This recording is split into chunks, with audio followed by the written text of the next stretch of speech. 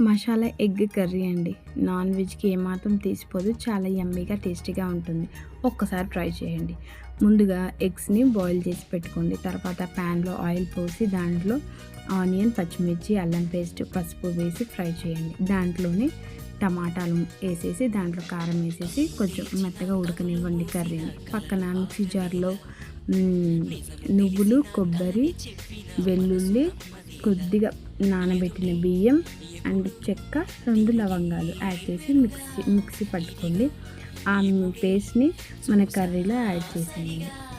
కొద్దిగా water add చేసి ఒక 5 మినిట్స్ అలా ఉడకనిచ్చి తర్వాత పుదీనా, కొత్తిమీర, కర్రీ లీఫ్ ఏది ఉన్నా సరే యాడ్ చేసుకోండి. తర్వాత దాంట్లోనే మనం ఉడకబెట్టుకున్న ఎగ్స్‌ని యాడ్ చేయండి. అంతే అండి, simple and yummy tasty egg curry, masala curry ready.